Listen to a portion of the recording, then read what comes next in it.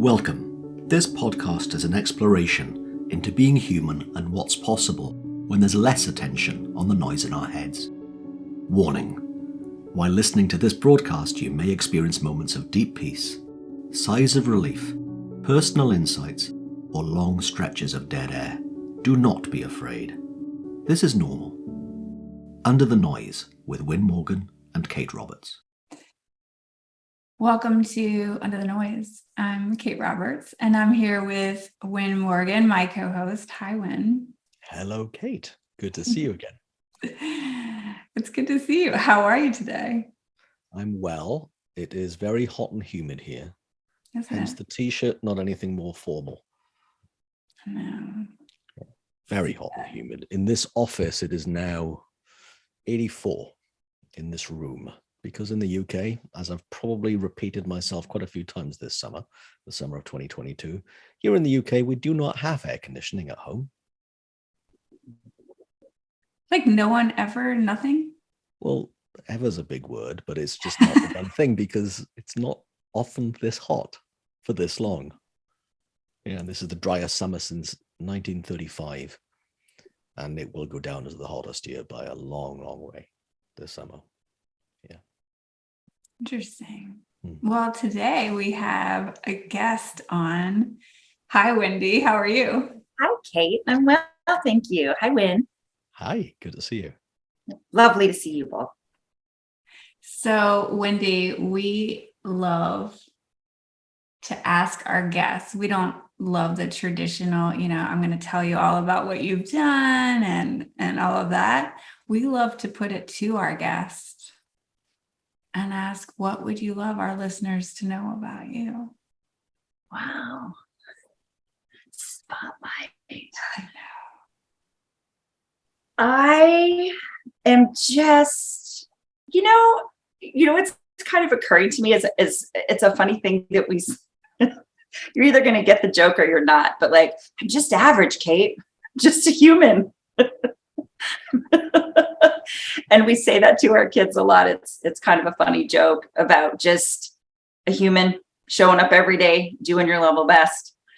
So that's kind of making me laugh. That was a conversation that was recent. So I'm a therapist and I'm a coach and I am a learner, a lifelong seeker of letting life unfold. Mm.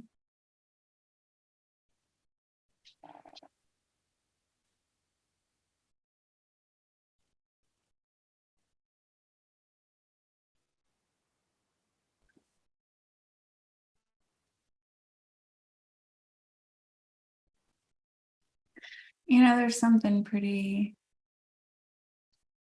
and I have a feeling a lot of people won't agree with this, but there's something really cool about average. I love that you see that. So I was like, I feel like I'm taking a risk and I'm going to say that. Yeah. There's something. I think that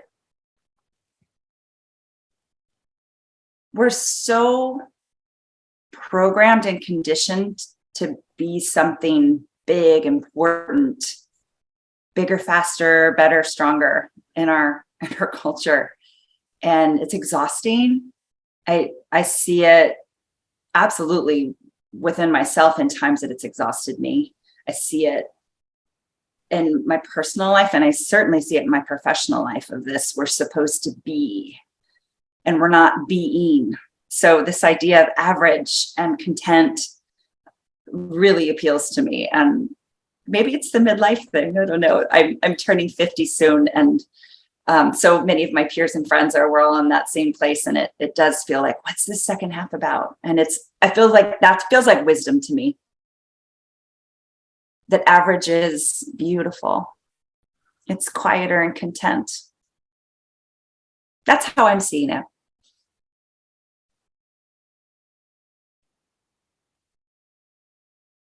It's interesting, isn't it? Because I remember if I had a report card at school and my teacher said average, that would be insulting.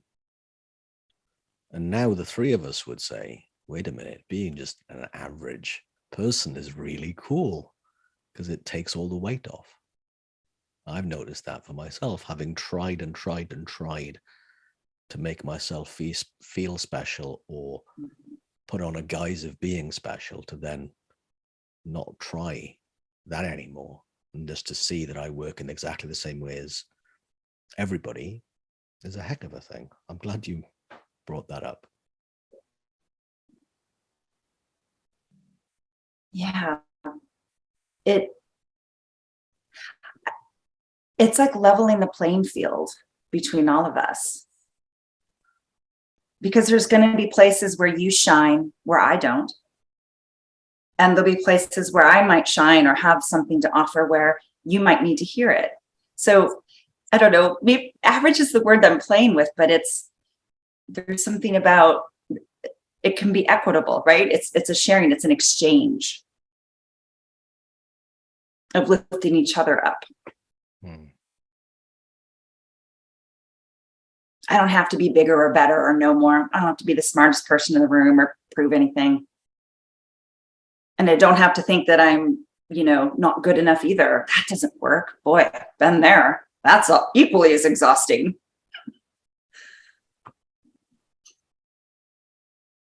I didn't do well academically in school. It was not my thing. I barely graduated high school.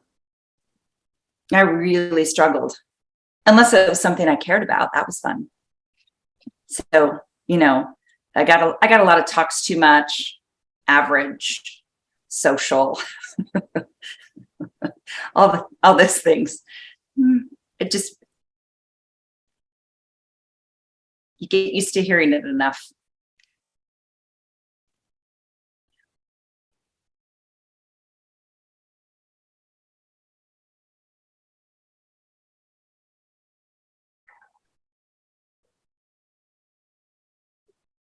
So Wendy, before we started recording, you said there was something showing up for you lately around identity.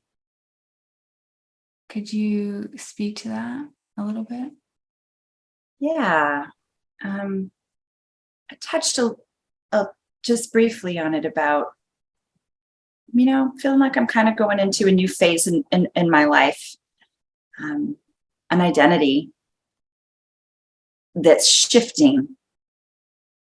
And, as I'm reflecting on it, I'm really seeing this in kind of even a bigger context. Certainly I could speak to it about professionally. I'm a therapist. I really love being a therapist, and I'm moving more into the coaching realm, which is a little bit more expansive, and that's an interesting identity. But what's occurring to me is actually in that realm of sort of average. I was speaking to, I didn't thrive academically when I was younger. I had to figure some things out along the way. But a lot of other things came into place that didn't make me average. Being really tall, the way that I look, how I could perform athletically, being a model when I was younger, all these things that made me not average, but special or a little different, didn't have anything to do with inside. It was very exterior in a lot of ways. And it was a big part of my identity for a long time. What I'm noticing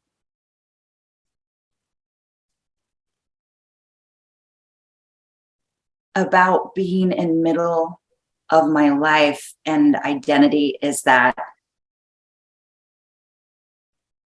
who I am on the inside, that's the only space I want to come from anymore. I don't want to play that game. I haven't wanted to for a long time, but the game would be played whether I wanted to or not. But I let my hair grow silver during the pandemic. That was a big identity shift. Things, I know I'm bringing up the physical exterior part of us, but this is our form. This is this package that we move around in. And I've heard it called the genetic lottery. There's a great TED talk by this woman. She calls it the genetic lottery. Like we all have this form, just is what it is. But I love playing around on the identity of it. What is that? Who are we? Who's inside? And it just feels cooler, free to be more of, yep, I'm a little average. I'm a lot average a lot of the time. This is who I am. And it just feels more authentic. I feel like relationships have become so much more intimate.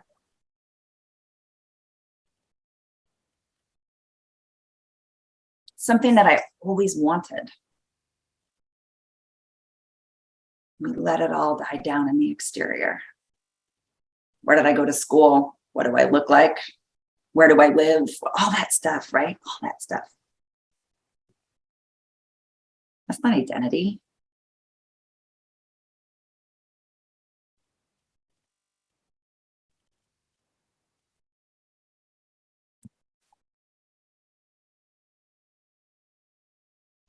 In that space where we can connect and be with one another, hearing one another, lifting each other.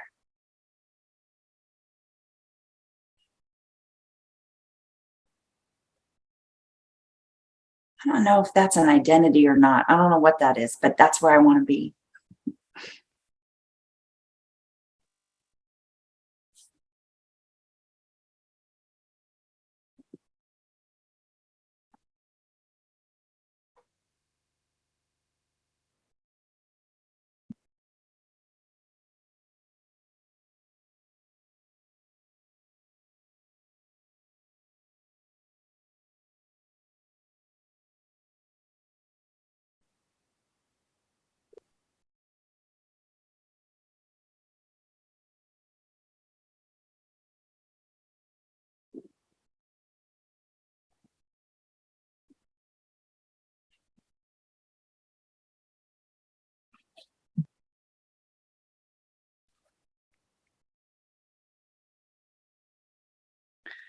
Recently, I've spent some time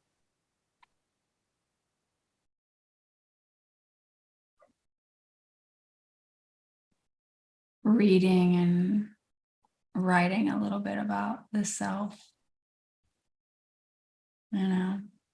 which sometimes people call it, the identity, our identity, who we think we are.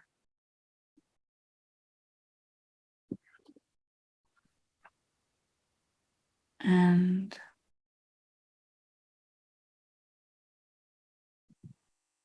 within the last, I don't know, maybe 3 or 4 years, I've seen more and more of that identity that I thought that I was.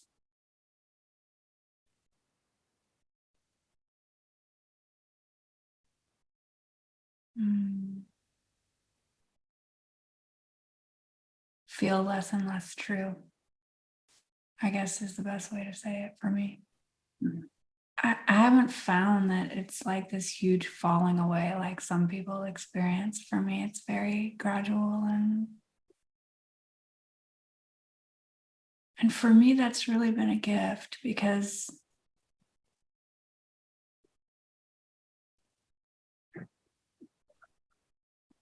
I get to kind of take all of this stuff that I thought made me who I am, and for each little piece, I've heard an author say it gives us a chance to kind of hold it up to the light and see what it's made of.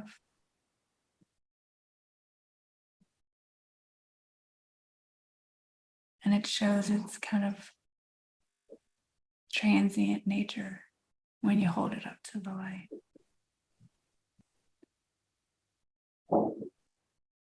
And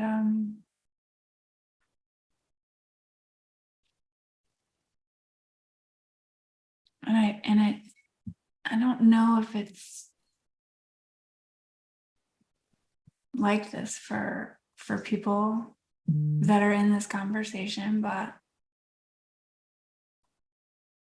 it seems like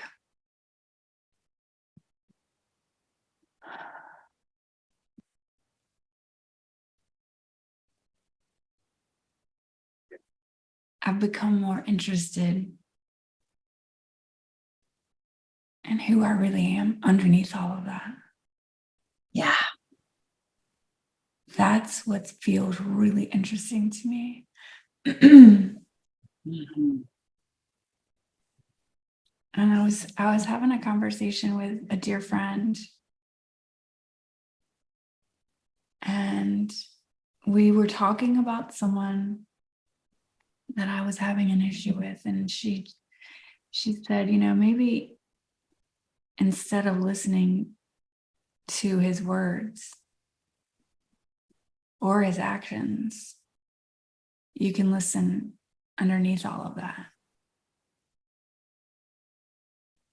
And I was like, underneath the actions too? But there was something that spoke to a truth that is like listening to who that person really is. And I was like, what does that mean? And she said, for me, it's like listening to what's true instead of what's not true. And I said, well, what's that for you? And she said, what's true is what doesn't change. And what's not true is everything else. And I was like, it honestly, it was like one of those moments where I'm like, oh my God, I'm going to be thinking about that one for and of course it goes into the intellect, which is not where I find any of that answers to that. But it was such a cool thing to hear and to feel the truth of it and not try to figure it out. So I'll be sitting probably with that for a bit. But it's like that space that you're talking about between people is the space that she is talking about. She's saying, listen to what that person from that space in you and listen to that in them. And I found that everything that I could come up with about my identity falls in that not true category. Yes. That's beautiful. I love that. There's so much room there.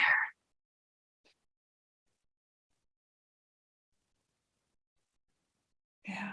Feel spaciousness.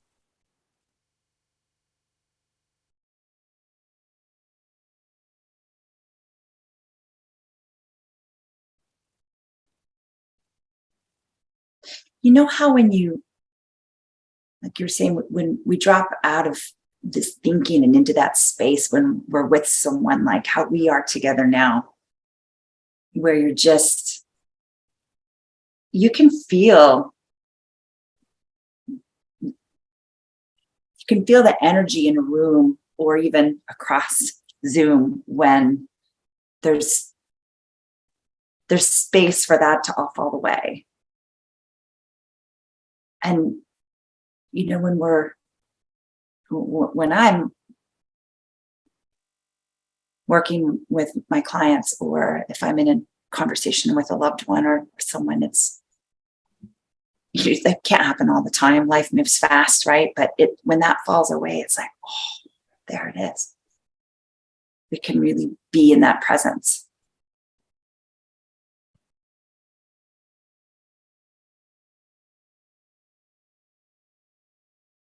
Yeah. And that's definitely not in the intellect. Well, yeah, and in my mind, the reason it's not in the intellect is something temporary. It is something that will cast a shadow on whatever we think right now, which was just what the shadow is right now. So it's what, the what we think, and what we think is absolutely transient. And therefore, when we think of the word identity, which is something solid, well, intellect isn't solid. How? It's just not. So it would be impossible in my mind, well, darn nigh impossible, for the intellect to grasp it, because it's not in its nature to, almost. And then again, there's the question that I love to get into, which is what you two have been mentioning in the last kind of 10, 15 minutes or so, is what am I before I think of me? Not the who, because that seems a little bit, I don't know, constricted again into my name, my age, all that kind of stuff. And the perfect example, Wendy, that you said, hair color. Yeah, totally transient. Our name is made up by people who weren't us. And if we've changed our name because we decided to change our name, then we made that up too, via the temporary form of a thought in the moment. Then, and every part of the form of us, and I find this is one of those, Kate, to your point, the enamel in my teeth apparently is the hardest element in a biological body, and it still is temporary in its form. As an atomical structure, it's temporary. So even that isn't identifiable. I find that just an extraordinary thing to just ponder.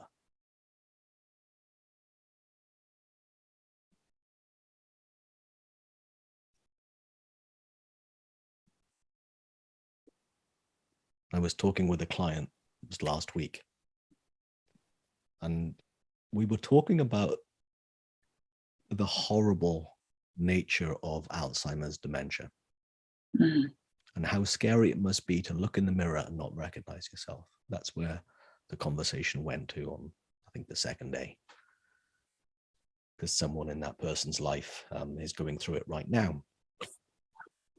And as horrible as that is, and I'm not saying anything I'm not undermining anything about that horrible illness. Yet there are times, there's a part of my story that I would love to not remember, not buy into, and look in the mirror and be free of right now of all of my past. Now, I do not want to have the lack of memory of my life. And yet I know there's a way, and Kate, to what you just said earlier on, not just like a huge leap of things, but by small degrees, where the story of me that I thought was true and fixed and real and my identity falls away subtly when I just see what the three of us have been pointing at.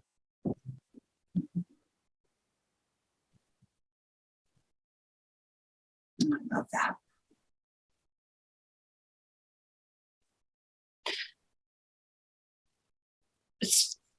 So many clients will come in with their preconceived notions about who they are,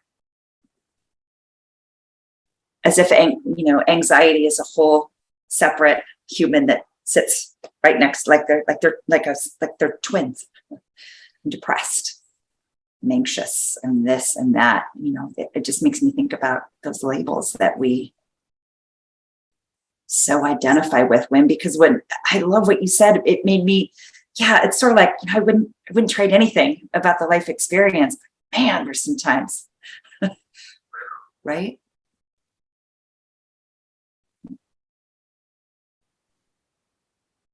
It's all part of it, though. It's absolutely a part of it. And the mechanism that I've yet to not fall under the spell of life experience having no meaning to today. Because it looks to me, because of the gift of how thought works in humans, as if, or memory being thought appearing real, as if my past has relevance to how I live today and tomorrow. I made that up. Yeah. That's where we can be free, when we realize that. And adding to that is also, if I know what's going to happen in a year from now, or 5 years from now, or getting stuck in that future tripping mind trap. And that's been probably the biggest insight for me in the last year, seeing that what my past was and what I think the future is going to look like is it's such an illusion. It's no bearing on what's happening right now. I have a little story about that, if that's okay to share with you all, about how I really saw that, and when it hit me, big insight. Oh, wow, this is it. This is landing. So last November, my son, who was 16 at the time, was in an accident, a car accident, and I was at work. I had a client who was about to come in the door, and I had glanced at my phone, and I had a text from my husband, and he said, "Shay is okay, but he's been in an accident, and I'm going to go pick him up." I was totally calm because my husband had said, "Shay's fine." And I I literally had someone come in through the door. So there was nothing to not trust. Halfway through the session, my client had to use the restroom. So, I kind of glanced at my phone to see what had happened. And I had a lot of messages on my phone from friends and other people. "Oh my God, is everything okay? What do you need anything? I can't, what's happening?" And I started to get a little nervous. Session ended with my client, and I hustled home. And my son, he's a big, tall kid, 6'4", was standing in the living room, and I saw him, and I felt so relieved to see him. And I went and, hugged him. And now my head rests on his chest because he's so tall. And, he kind of held me, and it was just this moment. And I felt myself kind of fall apart a little bit. What had happened was that Shalem was entering, he was going out, entering the freeway and merging, and he hit a semi. And the semi kind of eviscerated the whole side of his car. And in that moment, when I felt myself kind of shaking, starting to cry, I was like, "Oh my God, you could have died. Others were, you were in an accident with a semi on the freeway. You could have been, hospital, all these things just falling over me, just feeling sick to my stomach, like the images where you have the funeral planned." And as my son was holding me and I'm going through this, like I saw myself, it's like it just dropped all the way, and I started to laugh. I'm starting to laugh, that sort of like uncomfortable crisis, laugh, but because I saw he's perfectly fine. There's not a problem here. Yes, he was in an accident, and that happened an hour and a half ago, but he's not, there's nothing moving forward that has any indication that I have to feel anyway.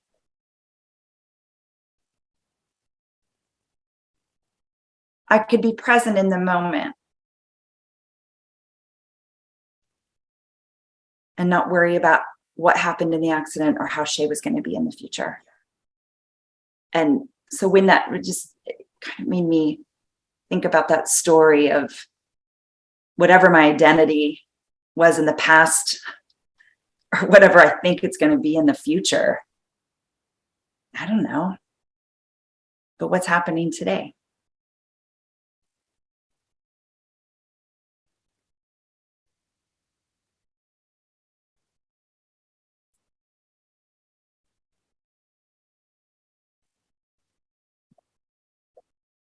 I remember you telling me that story a few weeks ago in Calico Cupboard in Lacona, when we had the pleasure of meeting you in person for the first time a few weeks ago. And that really struck me how clearly you saw how we work, where feelings come from. Yeah. And I was impacted by it, and I'm impacted by it now, hearing it for the second time from you.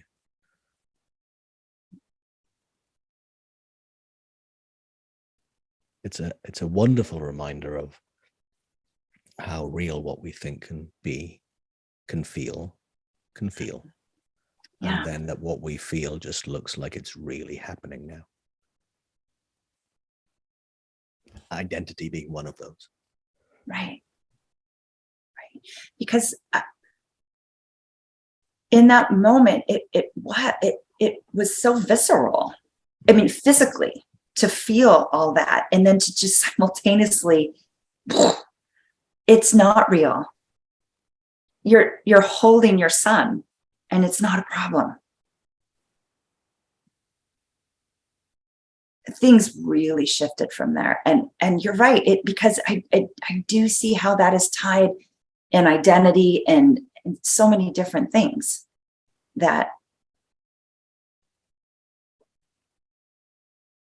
there's just so much projection that our sweet little minds do running around.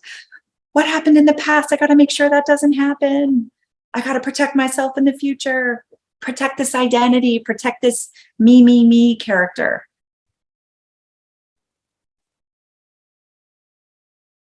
But in that moment was just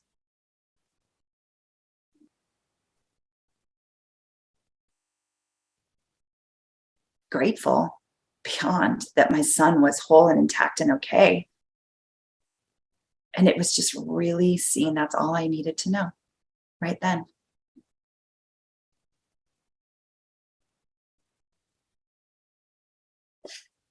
That has served me a lot in the last 8 months. It keeps unfolding.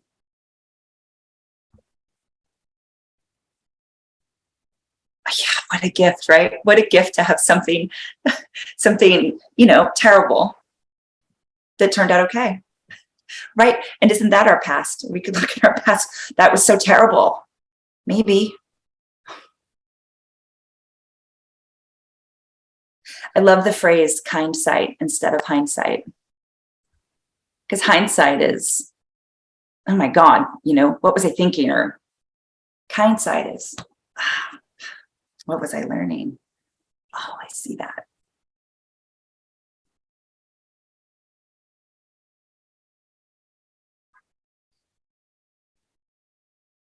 Yeah.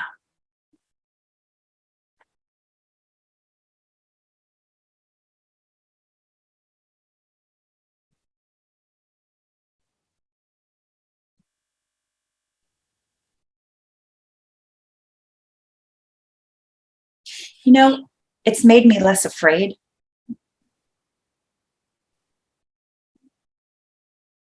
When I can see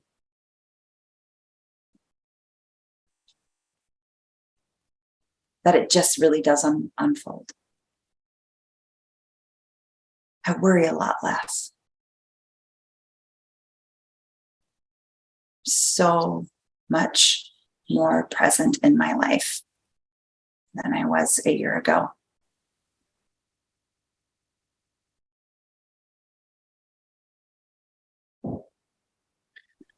Wendy, when we before we started recording, you were talking about the newness of coaching, the coaching world for you. Mhm. And you said that you were green in this.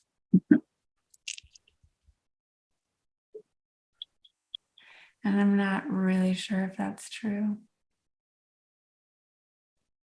Because you've seen something that the majority of people that you'll ever talk to, they don't realize what you realize now. And that's your gift to now give to others and hold their hand while they get to see their stories and how they create their experience. Mm.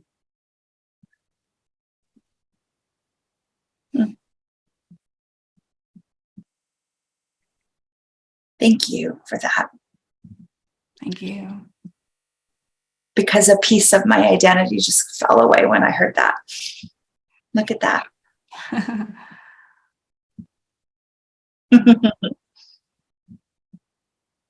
Thank you, Kate. Yeah, thank you. Thank you, Wyn. Thank you, Wendy, Wyn. this has been lovely. Thank you.